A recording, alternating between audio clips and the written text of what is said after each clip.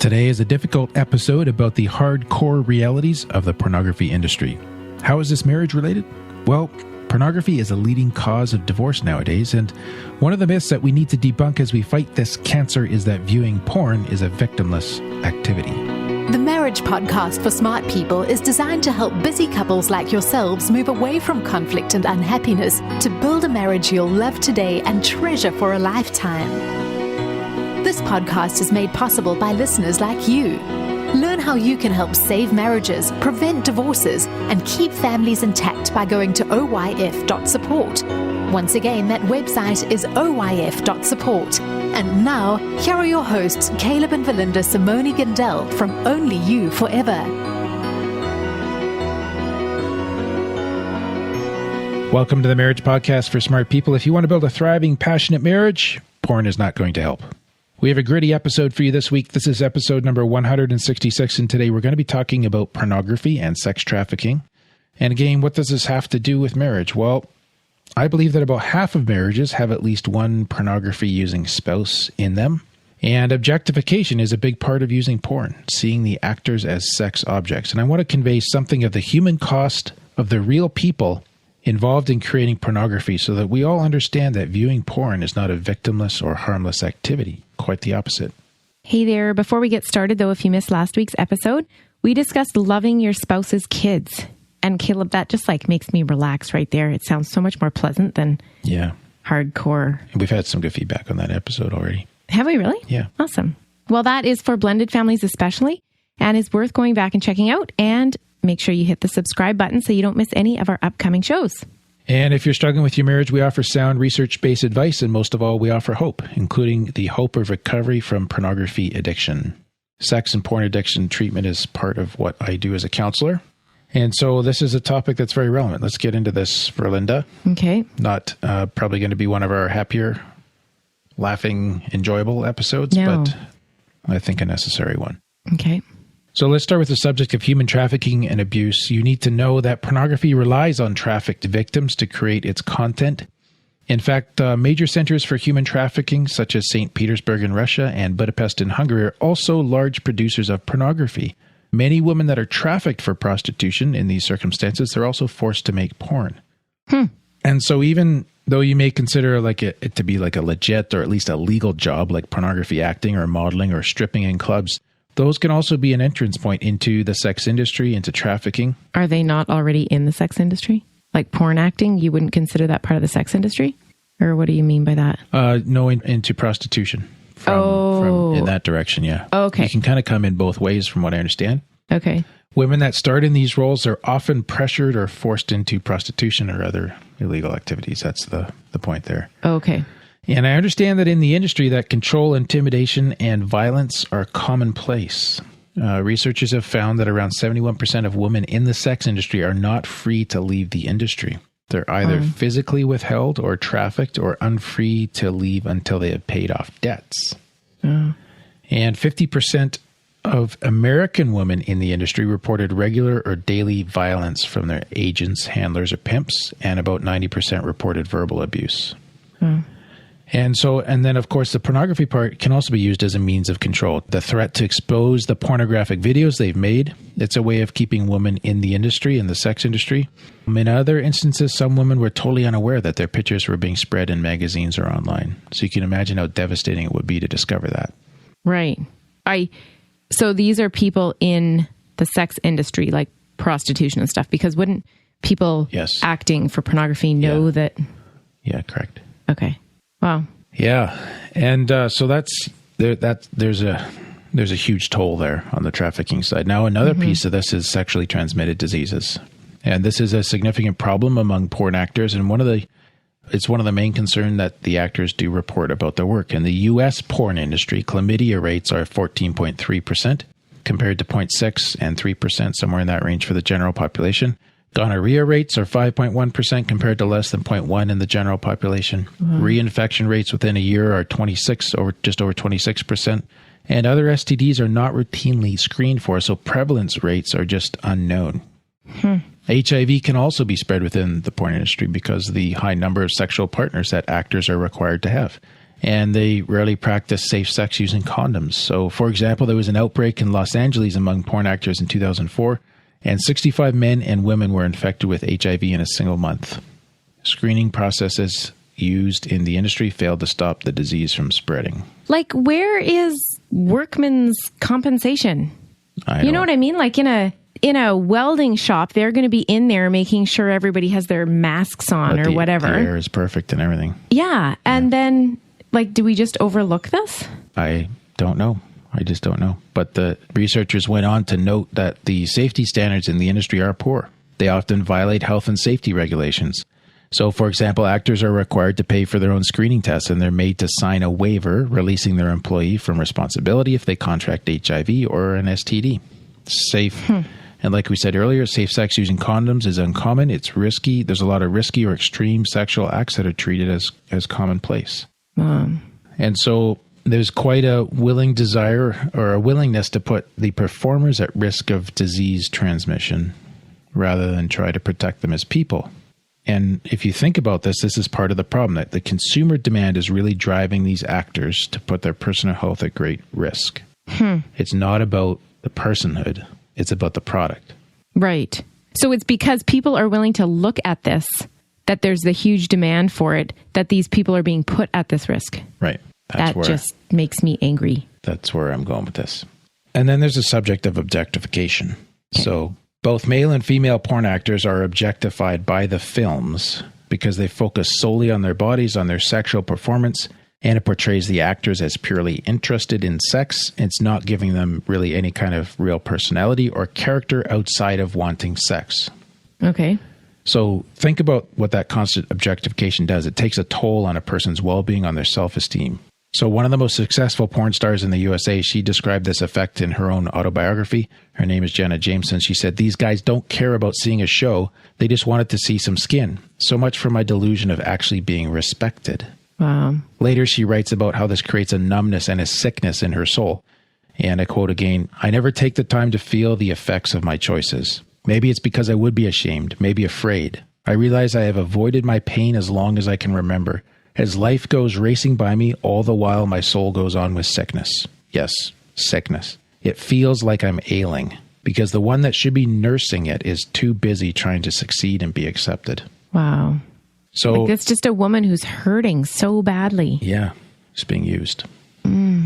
And of course, the objectification also affects the viewers and their relationships. So that objectification doesn't just exist on the acting side of the screen. There was a study in 2014 that interviewed 171 women about their partner's porn use, and they found that the porn use directly predicted sexual objectification within the relationship and caused the women to internalize the beauty standards upheld in porn. So that internalization led to higher levels of body shame for the women. And porn use and objectification also predicted anxiety about the relationship, reduced self-esteem, and a higher likelihood of eating disorder symptoms. Wow. And of course, we talk more about body image and sexual functions in episodes 88A and B. There's a big impact there. Yeah. So it's not just you doing your innocent little thing on the side.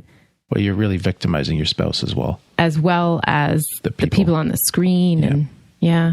So just sort of on that objectification piece, it was hard to figure out what to do for a bonus guide for this particular episode, but I'm really happy with what we did come up with. It's a very specific bonus guide that helps men who are struggling with ogling and objectifying women. Because if you've got into that habit of scoping women out, it's really hard to break out of that, even for guys that come off of pornography. And the guide offers you a pathway to freedom from this habit. You can get it by becoming a patron of the Marriage Podcast for Smart People. And we'll just take a quick 60-second break to tell you more about that. So question here, like this isn't necessarily people who are even struggling with pornography. No. But just if you're checking out women walking by, this will help. It's a habit you want to kick. Yeah. Or your wife wants you to kick. No, that you need to kick. Yeah. Okay, quick 60-second break. What happens when the fairy tale marriage meets reality? Too often, high expectations lead to disappointment, communication breaks down, and the struggles of day-to-day life become overwhelming, leaving you feeling lost and without hope. Unfortunately, marriage does not come with an instruction manual. Marriage troubles are deeply personal and can take a toll on you, your spouse, and your family. Counseling can be expensive and divorce is very costly. It doesn't have to be this way. Caleb and Valinda understand your pain and frustration. Their mission is to help save as many marriages as possible, and to date, thousands of couples are helped through their weekly podcast. But the most important marriage they want to help save is yours. With a minimum of a $10 investment a month, you gain access to exclusive bonus content and valuable information to help you succeed in your own marriage.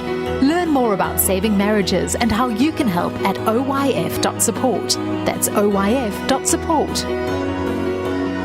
You're listening to the Marriage Podcast for Smart People. And before the break, we were talking about objectification. Let's turn our attention to some of the different gender-based realities that porn actors and actresses are facing in the industry.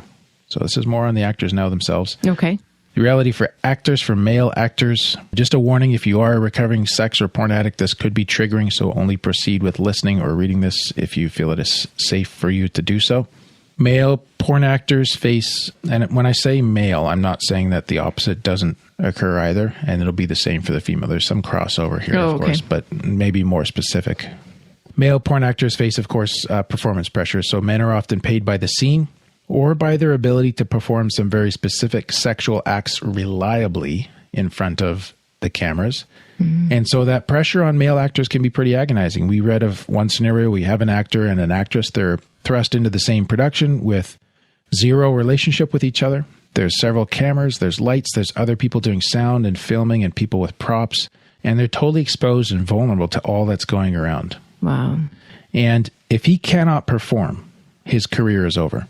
And now, as well, this is a woman that he's being forced to act intimately with, but with whom he has no relationship and quite possibly no real interest.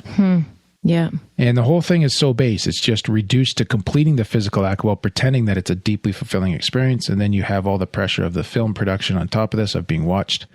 There's a lot of pressure. There's real struggles, right? Yeah. And they're being forced to perform day in and day out without any regard for the human connection that is so central to sexuality, and without any regard for the sacredness of their own souls and their bodies. Yeah. And the whole intimacy thing there is just reduced to two people getting their bodies to work. And while they may portray notions of passion or interest or love, those are acted. They don't feel that. Wow. And so there must be a huge impact not only on their bodies, but on their souls as well. It's probably hard to measure that. Yeah. But it's got to be profound, right? Yeah. And then there's the subject of aggression. So there's more and more aggressive porn being produced. Men in this kind of lowbrow porn are encouraged to display aggressive, misogynistic, and violent attitudes. Misogynistic? Misogynistic. What is that? Hatred of women. What? So they're displaying hatred of women, and yet they're going to have sex with a woman? A general disrespect towards. Wow. Well, you'll see that in this guy's attitude, right? Okay. So there's an actor, TT Boy. He said the following in an interview: "I was a shy little kid when I started, and now I'm just a guy who wants to." And then he reverts to obscene, self-gratifying language about how he uses porn actresses to satisfy his own eroticized rage. Wow. So even when he addresses these actresses, and this is me editing the actual content from the interview here, there's this utter disregard for their personhood. He just wants to hurt them sexually. Wow. And other industry observers note the uncaring, the abusive sexual self-expression, and the unbridled aggression in comments by actors like him. Now, as a child, let's humanize this, okay? This guy sounds like a beast. What a jerk, blah, blah, blah. As a child, TT Boy was raised by his violently abusive father.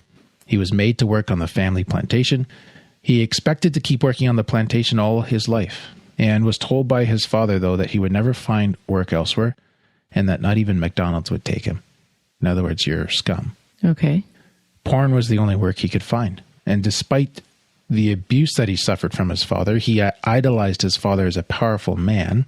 And as an adult, he would physically abuse his own girlfriend while seeing himself as protecting her. Wow. So again, there's a real human behind the aggression, in need of care and nurture and healing. And yet in this industry, he'll be used until discarded. And then what?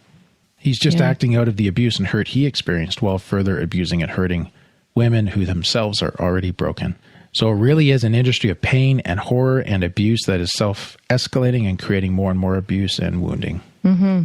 Like inside, there's just a little boy who wants to be loved. Yes. Wow. Now, female porn actresses, I guess. Many women enter into the porn business due to a lack of alternative. They're trying to escape poverty. There could be financial pressures. There could be a perceived lack of other employment options. Well, that's same as the guy you're just talking about. Right. He didn't have any other options. Some also use it as a means of escaping oppressive conditions in their home countries. And then they become trafficked. They become part of the sex trade. This is how slavery happens today. And slavery, as we learned, visiting the Freedom Center in, I think it was Cincinnati, wasn't it? Yeah. That this form of slavery is just as well and thriving as it was in the days of William Wilberforce. Mm-hmm. Except now it's mostly around sexuality. And they can end up in the business after immigrating to the U.S., maybe due to being unable to find another way to work. Mm. But it's not just sufficient to say that poverty was a precipitating factor in this. With most women, it was a poverty that was preyed upon by recruiters and traffickers and pimps. So these people know where to find these women. Young women are often preyed upon in clubs and in malls where the pimps will befriend them. They'll create emotional and or chemical dependencies, convince them to earn money. Just take a little video, just a few shots kind of thing, and off it goes, right? And then drug and alcohol abuse are often also used by the pimps of handlers in the industry to create this dependency, to create control. They can begin forcing women to use drugs until they're addicted, and then they become their only source of more drugs. Financial control is also used. So, for example, with women who immigrate to the U.S. and other Western countries illegally, they're forced to work in the sex industry until their debts are paid off. And often in reality, the debts are never paid off, because the handlers continue to add expenses, air quotes around that, or interest, air quotes again, to keep the women working for them permanently. They're trapped. It is slavery. Mm-hmm. And so poverty, finances, that comes into this too. There's also a whole, I don't know what you call this, effort towards luring amateur girls. And there is this large demand for younger girls who have an innocent girl next door look to bring to porn movies. And to cater for this, the industry finds young girls ages 18 to 21 who have never worked in porn before, and it recruits them online. They're picked up by, quote, talent agents, driven to Miami or California, where they lived in shared houses, and they're given their new porn names. Sometimes they're told it's modeling. I've heard that before. And all of a sudden it's like, someone recognizes your beauty, and you're going to get a few fashion photos, and your modeling career is going to take off, and instead you find yourself in the porn industry. Wow.